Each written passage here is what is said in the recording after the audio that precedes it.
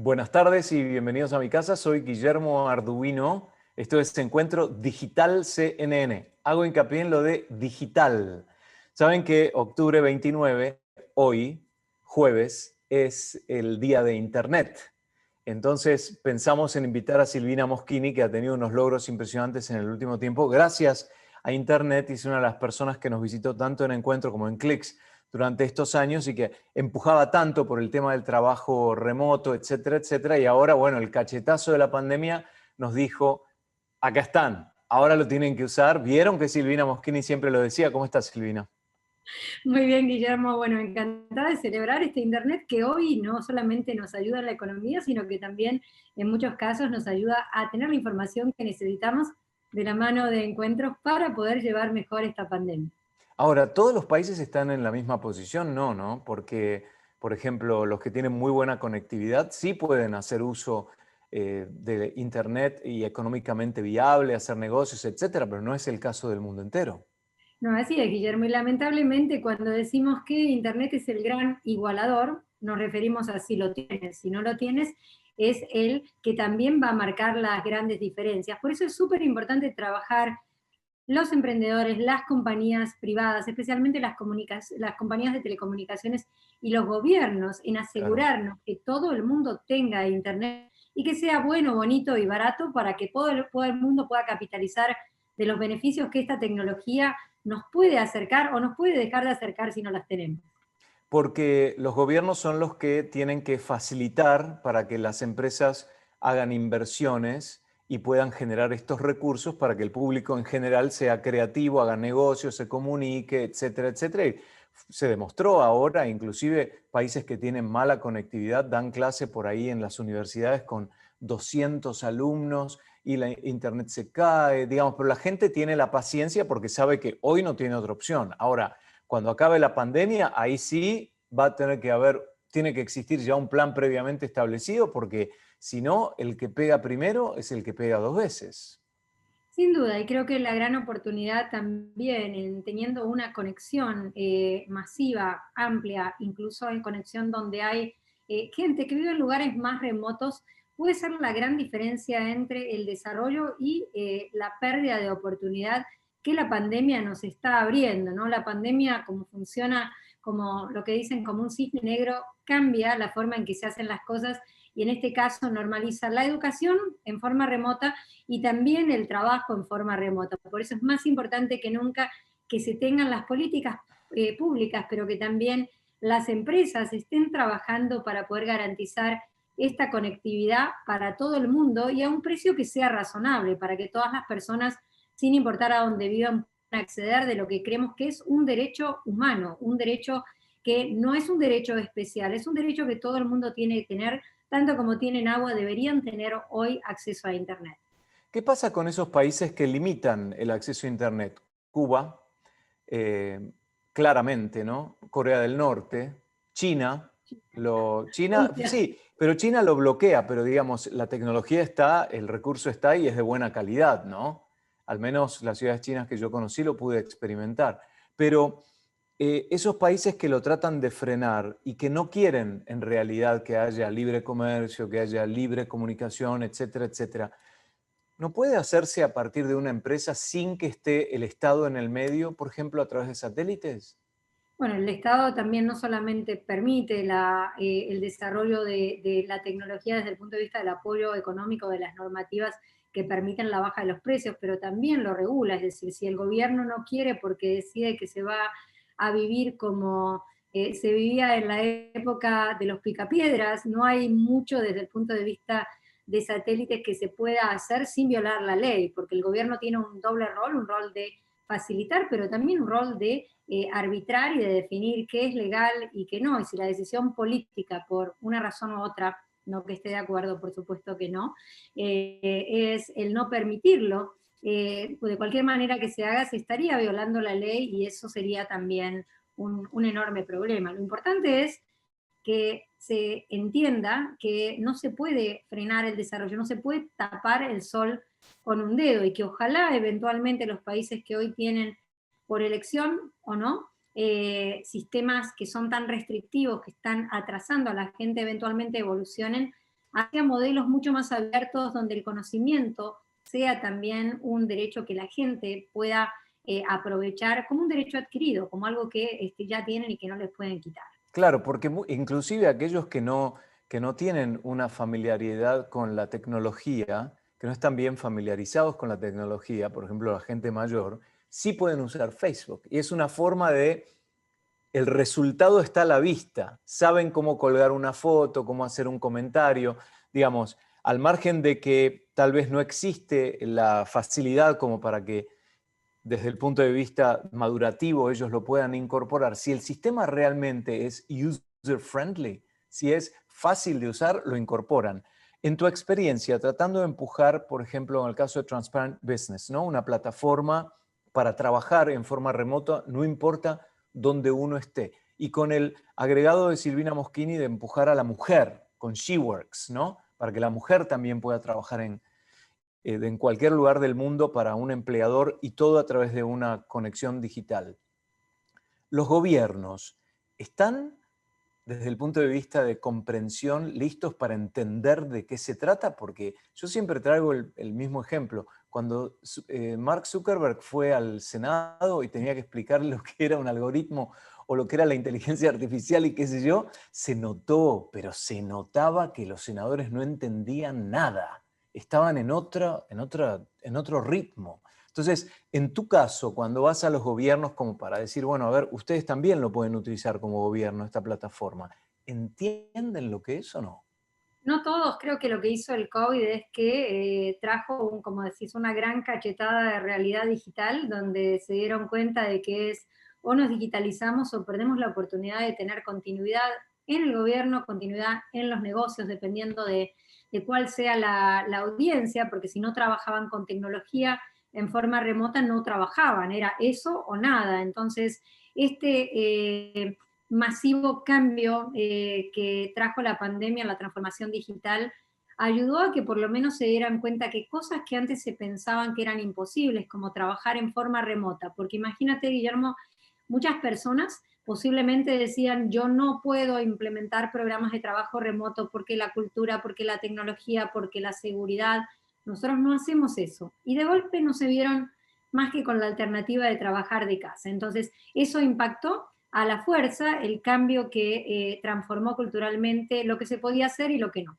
Ahora, hay gobiernos como por ejemplo Colombia, que está número 3 en el ranking de la OCDE, en lo que tiene que ver con la digitalización en el gobierno, que están mucho más avanzados. Hay gobiernos mucho más progresistas, mucho más evolucionados, donde hay líderes que empujan la modernización, entre comillas, del Estado. Hay otros que no, hay otros que todavía se aferran a modelos más antiguos donde toca explicarlo un poco más. Lo que sí es una realidad, Guillermo, es que algo que, por ejemplo, en nuestro caso, cuando íbamos a promover trabajo remoto y hablábamos de la importancia de el trabajo remoto para la inclusión, para el ahorro en gastos operativos, para el poder tener a personas con discapacidad, para la eficiencia, la diversidad, lo que teníamos que mostrar es como una aspirina, algo que estaba bueno porque hacía las cosas mejores, pero hoy es como una vitamina, hoy es una aspirina, es algo que si no lo tienes se te va a partir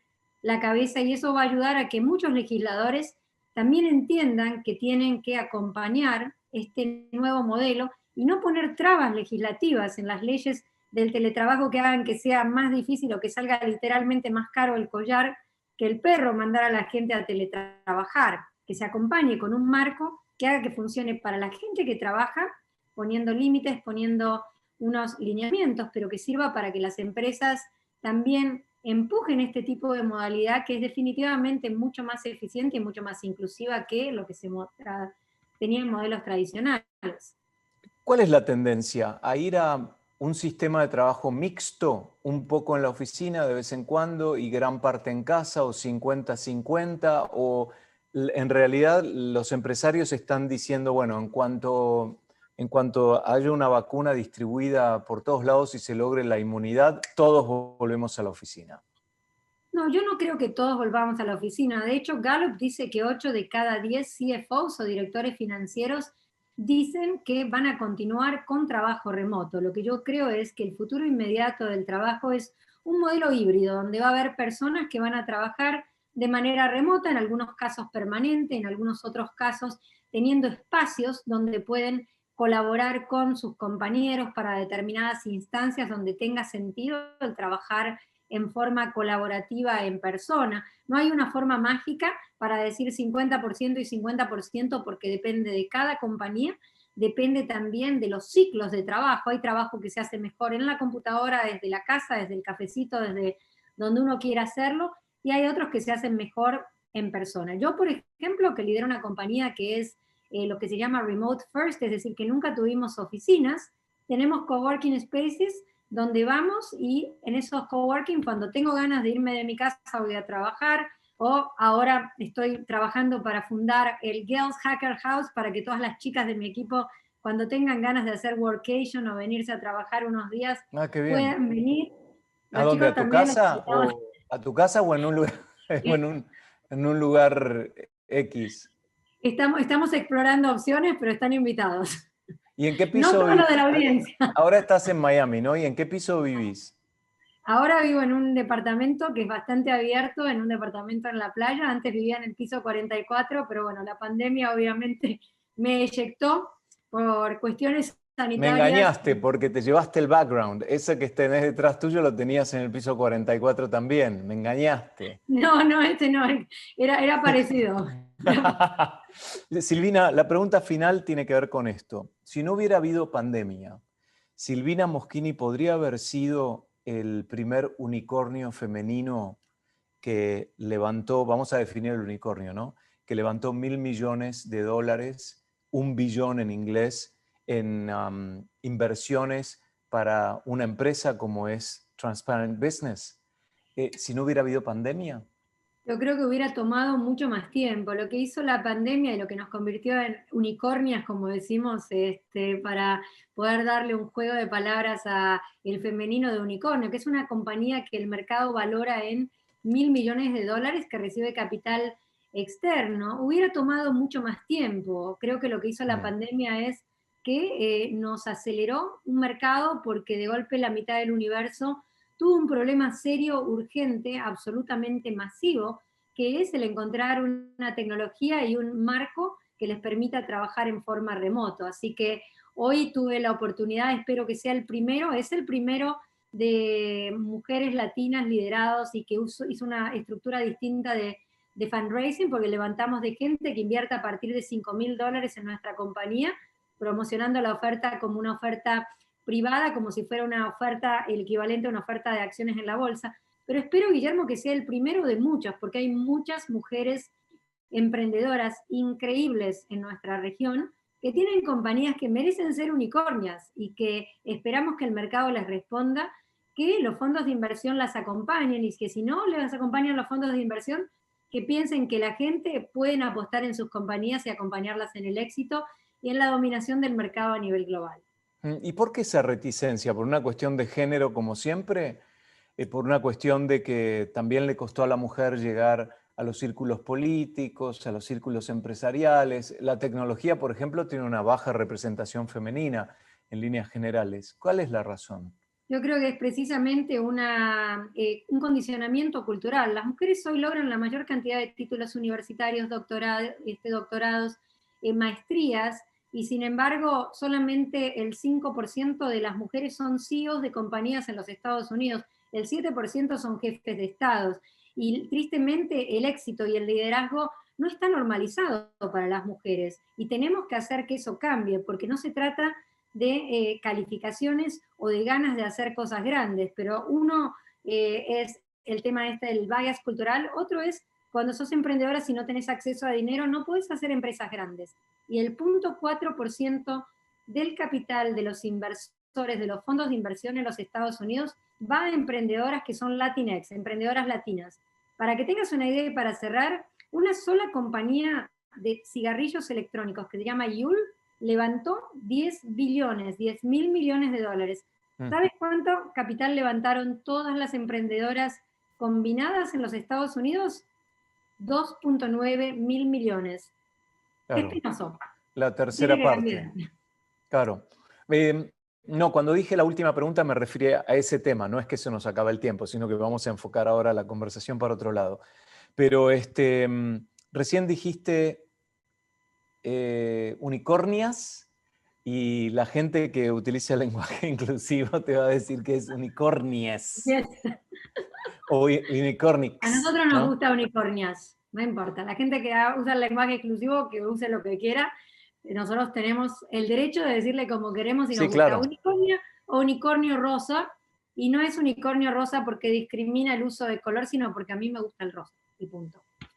Ok. No hay segundos mensajes. Había una frase que periódicamente la colgás en internet que te había dicho tu papá, que en paz descanse, según nos habías contado, que tenía que ver con mi nena la princesa. ¿Cómo es? Papá me decía, sabes, Guille, que yo vengo de una familia de campeones, mis hermanos hacen equitación, son jinetes olímpicos, y desde chiquitita siempre la mirada de la nena va hacia el papá para ver cómo el papá la ve y qué es lo que el papá espera o sueña para ella. Yo le pregunté a mi papá una vez qué es lo que él quería que yo fuera cuando fuera grande, y me dijo que yo podía hacer lo que quisiera hacer, y que si quería ser princesa, que podía ser una princesa, pero que tenía que ser una princesa que construyera sus propios castillos. Y desde ese momento entendí que la verdadera independencia, el verdadero empoderamiento de las mujeres siempre empieza por la cartera. Y ese fue el mensaje que a mí me dio mi papá. Por eso también, de alguna manera, mi obsesión por ayudar a las mujeres a que puedan no solamente ganarse la vida para tener independencia económica, sino que puedan ser muy exitosas económicamente, porque el verdadero empoderamiento, como decíamos, siempre empieza por ser la dueña de tu destino, es decir, dónde quieres ir, qué quieres comprar, qué quieres hacer. Y como decían una frase por ahí que me pareció muy divertida, que decían, sí, o conviértete en el CEO que tus papás querían con el que te casaras, ¿no? En inglés es, become the CEO that your parents always wanted you to marry. De esa Claro. manera puedes casarte con quien tienes ganas. Sabés que acá en Estados Unidos, la conversación entre gente que tiene un perfil académico y quieren que sus hijos eh, saquen masters, etcétera, dicen, ay, mi hija sacó un MBA, la mía un MIBS y esto, Masters of International Business, Masters of... Entonces yo tenía una amiga argentina que me decía que le molestaba porque muchas madres querían que sus hijas lograran el MRS, que es el Mrs., que se casaran. Empezaba con M también. Claro, y fíjate cómo Algunos decían Mico el doctor también. Es decir, los tiempos Claro, cambian y exacto, hoy creo que las exacto, mujeres tienen opciones. exacto. ¿Cómo ves los próximos 5 o 10 años de Internet? Ya que hoy se celebra el aniversario de la creación de Internet. Yo creo que Internet va a transformar continuamente la vida de las personas, como lo vino haciendo de manera acelerada en los últimos 15, 20 años. Sabes que yo tuve la oportunidad de ser parte del equipo de liderazgo de una compañía que se llamó Patagon.com, que en el año 2000 se convirtió en un hito, un referente muy importante porque prometía que la gente no iba a manejar dinero en forma física, que iba a hacer transacciones financieras por Internet. Y en aquel momento se hablaba de transacciones financieras por Internet como si fuera ciencia ficción, algo que era absolutamente impensable. Y lo que vemos hoy, 20 años más tarde, es que es impensable ir a hacer la cola en el banco. Creo que va a haber muchísima más digitalización, Dios mediante, con gobiernos y telecomunicaciones accesibles para todo el mundo, donde el estudiar de manera digital va a ser la norma, donde las habilidades van a ser más importantes que los títulos de los MREs y todo lo más, los NMIA y todo eso que decía. El tener habilidades cada vez ser más importante y sobre todo habilidades blandas que permitan que no nos automaticen, donde creo que el Internet nos va a permitir el poder generar mercados de trabajo globales, lo que hoy pasa con un Alibaba o con un Amazon, va a ser el mercado del talento. Esa es nuestra apuesta también para llevar la compañía para que se convierta en el referente mundial de la intermediación laboral y la arbitración de talento y la gestión de trabajo remoto, y que esto se va a volver norma, la salud va a ser inteligente, los objetos interconectados van a hacer que estemos todo el tiempo monitoreados, como cuando Siri empieza a mandar ofertas por internet porque te escuchó que dijiste algo puntual y parece que estás Claro. interesado. Y que va a haber un montón de desafíos, pero también va a haber enorme cantidad de oportunidades. Dijiste habilidades blandas. ¿Qué es eso?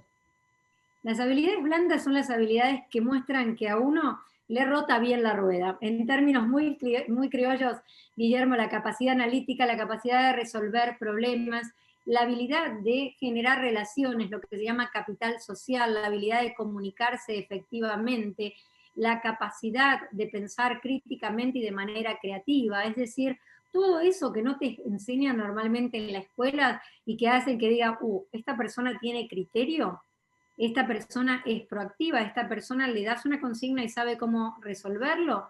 Eso hoy, para mí, cuando hacemos reclutamiento, que hoy estamos haciendo reclutamiento en escala, es muchísimo más importante que las habilidades técnicas o tradicionales, porque hacen que la persona a la cual estás contratando tenga la capacidad de autoenseñarse, de aprender, de resolver.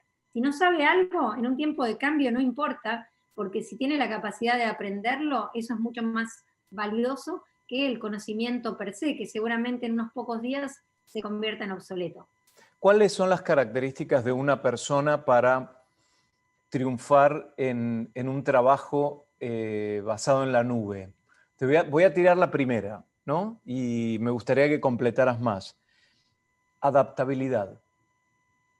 Creo que la palabra clave es la que acabas de mencionar, Guillermo, la capacidad de poder transformarse, transformar el entorno en donde trabaja, pero transformarse a sí mismo, estar listo para el cambio. Otro punto muy importante, y esto aplica mucho a los emprendedores también, es la resiliencia, el poder tener esa fuerza de voluntad que hace que cuando parece que el mundo se te viene encima, respirar hondo, como dicen por ahí, una de las chicas de mi equipo me enseñó su hijita que dice, huele tu flor y sopla tu vela. El poder meditar, el poder decir, y voy para adelante, voy a levantarme con más fuerzas de la que me caí.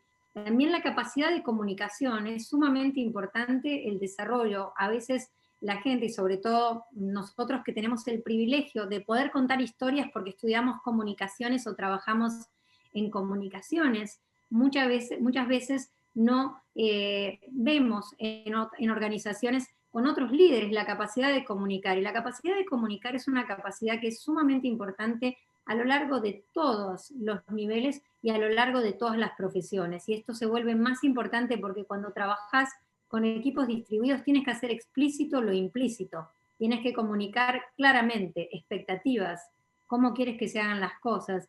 Y algo que creo que también es muy importante, y en esto por ahí te da pie para otro tema que es muy apasionante, es cómo puedes trabajar con liderazgo que tradicionalmente es el estilo de liderazgo de las mujeres, liderazgo empático, con inteligencia emocional y liderazgo inclusivo. Eso nos mostró que las mujeres que son jefes de Estado fueron las que mejores Sí, manejaron la pandemia. ¿Y sabes por qué? Porque fueron porque a son buscar empáticas. expertos. Claro. Exacto. Ahora, sí, me parece que muchos tenemos que ir a un psicólogo a hacer psicoanálisis unos cuantos años primero antes de lograr alguna de las bases, pero quiero contraponer esto que estás diciendo, adaptabilidad, resiliencia, habilidad positiva, efectiva de comunicación y liderazgo empático, versus una palabra que se usaba mucho en los 90 y en los años 2000, que ahora obviamente tiene que cambiar la forma de hacerlo, que es networking, las relaciones profesionales.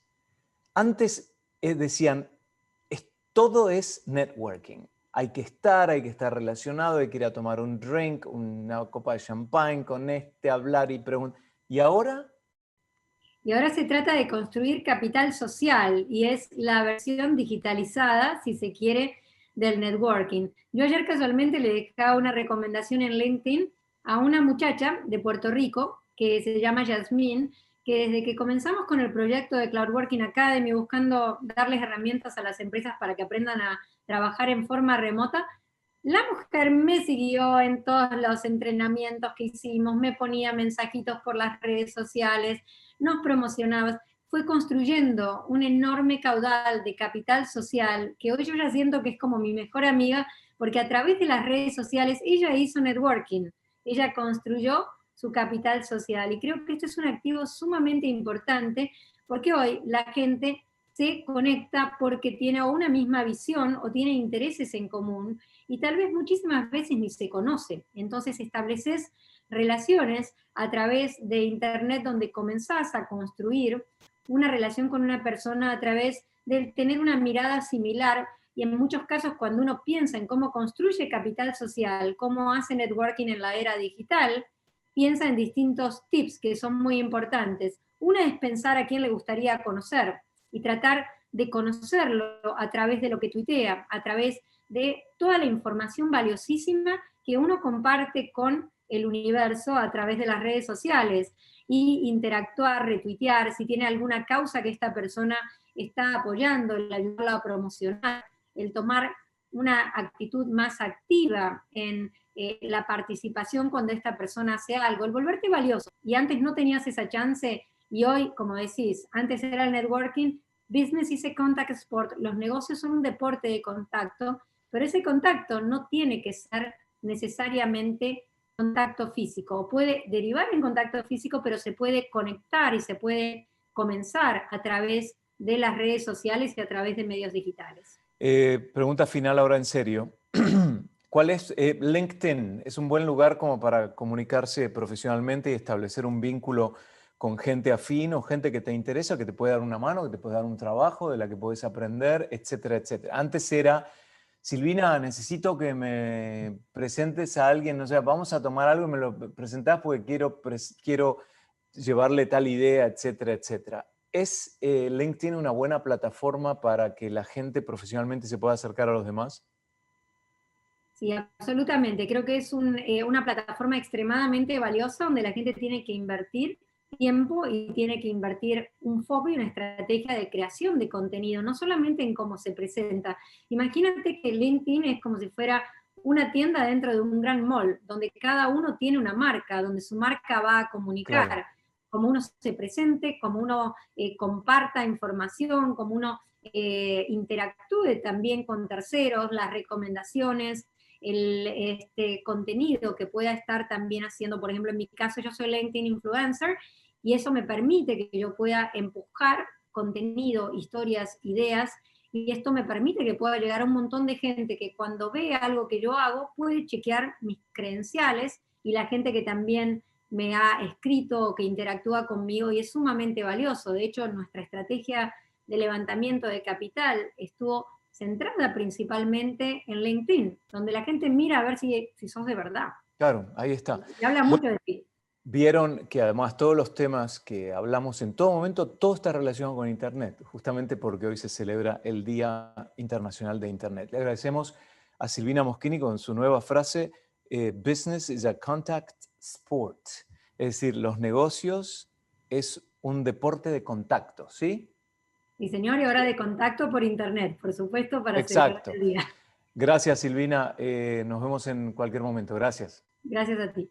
Y ustedes también. Felicitaciones por el Día de Internet porque nos toca a todos. Hasta la próxima.